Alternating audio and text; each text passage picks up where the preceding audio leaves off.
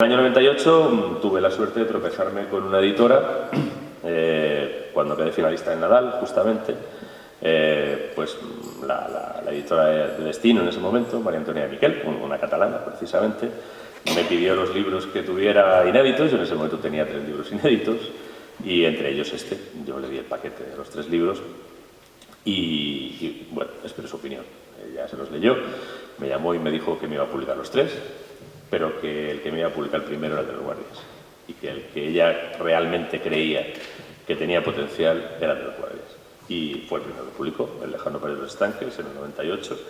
Y la verdad es que desde el principio empezó a funcionar muy bien esta serie. Funcionó muy bien entre los lectores, funcionó muy bien entre la crítica, cosa que es rara.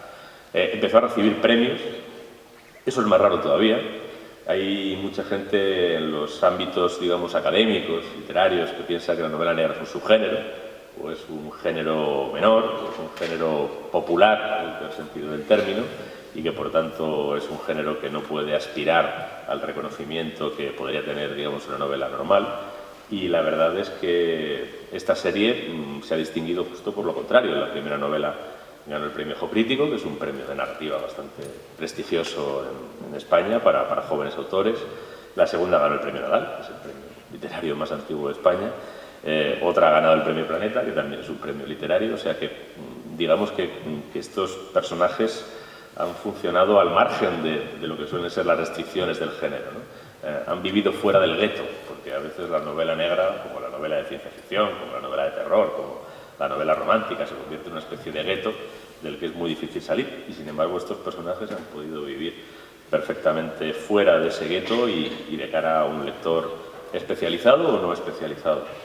El alquimista impaciente, por hablar de la primera, es la segunda novela de la serie, y cuando yo escribí esa novela ya tenía la sensación de que había encontrado algo. Digamos que El lejano país de los estanques fue un experimento, una novela en la que yo, bueno, pues casi me dejé llevar por la audacia. Yo voy a inventarme un guardia civil que no tenga nada que ver con el guardia civil que todo el mundo tiene en la cabeza. Voy a inventarme otro guardia civil que sea una mujer, que es una cosa que tampoco nadie tiene en la cabeza, porque las mujeres llevaban entonces 4 años en la Guardia Civil, apenas, porque no había muchas y tampoco se era muy consciente de la presencia de mujeres en la Guardia Civil. Bueno, la segunda novela sí que sabía ya que había encontrado algo. Y entonces, como sabía que había encontrado algo, pues empecé a trabajar lo que eran esos 2 personajes, lo que era su trabajo, y también empecé a documentarme de una manera más profunda. Digamos que la primera novela yo la hice pues un poco echando mano de lo que sabía, ¿no? De lo que sabía sin investigar mucho más, pues porque bueno, he ejercido la abogacía 12 años, conozco un poco cómo funciona el sistema legal y judicial español, conocía un poco cómo funcionaba la policía, había tenido contacto con guardias civiles, pero digamos que no hice demasiada investigación, ¿no? A partir de la segunda novela sí que entendí que tenía la responsabilidad de no solo manejarme con las ideas generales que yo pudiera tener, sino que tenía la obligación de conocer a gente que trabajaba sobre el terreno y tratar de entender cada vez mejor cómo era su trabajo.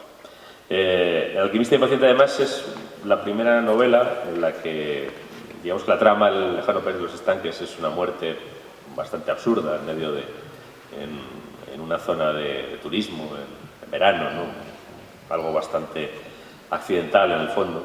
El alquimista impaciente no, el alquimista impaciente es una trama de corrupción donde se producen no uno sino varios asesinatos y donde hay una serie de intereses cruzados ya mucho más elaborados, ¿no? Es curioso porque es una novela que está escrita en el año 1999 y muchas de las cuestiones que aborda podrían haber sucedido ayer, lamentablemente, porque si esto ya estaba en la sociedad española en el año 99, no sé a qué hemos esperado, 15 años, y seguimos teniendo. Todavía ayer condenaban a un ex conseller del gobierno valenciano por quedarse con el dinero destinado a la cooperación internacional, las víctimas de los terremotos de Haití, ¿no? Cosas tan no sé, nauseabundas como esa, pues siguen pasando entre nosotros, ¿no? Y digamos que este es un tema, el de la corrupción, que une las 2 novelas, por cierto, en formas distintas, y que atraviesa también la serie, incluso hasta la última novela, la novela que sale la semana que viene. Si en El alquimista impaciente lo que hay es una especie de no análisis, porque a fin de cuentas es una novela y una novela cuenta una historia, pero sí que invita a hacer una cierta reflexión sobre la corrupción de la sociedad, la corrupción privada, la corrupción empresarial. En el caso de la marca del Meridiano se habla de una corrupción muy concreta, que es muy concreta y muy peligrosa, que es la corrupción policial. Es especialmente peligrosa porque se corrompe el que supuestamente tiene que vigilar que los demás no se corrompan, con lo que es probablemente una de las más peligrosas que se puede concebir. Y la nueva novela pues tiene un trasfondo de la otra corrupción, de la que más llegan los periódicos ahora, ¿no? de la corrupción política. Y sobre todo de cómo la corrupción política en España, en la medida en que se ha vinculado a dinero de dudosa procedencia, pues a veces no solo ha supuesto tráfico de influencias o delitos fiscales o delitos de cohecho o de soborno, sino que incluso se ha producido pues algo más grave, y no me lo invento yo, hay varias historias que lo demuestran, ¿no? A veces ese dinero de dudosa procedencia proviene a su vez del delito, proviene del tráfico de drogas, del tráfico de personas, y ha habido pues, políticos españoles que al corromperse se han convertido en cómplices del lavado de dinero de los delincuentes, ¿no? Generando situaciones alguna bastante llamativa.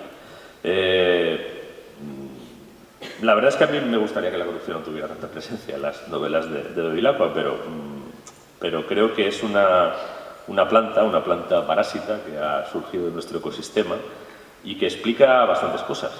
Explica buena parte de la criminalidad y explica también buena parte de nuestra crisis. La crisis española en parte deriva de una mala asignación de recursos. Y es que la corrupción lo que hace es asignar mal los recursos. Hay un ejemplo muy fácil, ¿no? Que quizás el que se pone siempre para verlo, ¿no? Si una obra se puede hacer por 10, lo que al pueblo o a la comunidad o a la ciudad le interesa es hacerla por 10. Y si se puede regatear para hacerla por 9, lo que le interesa es hacerla por 9. Al corrupto que se lleva el 5%, le interesa que se haga por 30, a ser posible, porque el 5% de 30 es mucho más que el 5% de 9.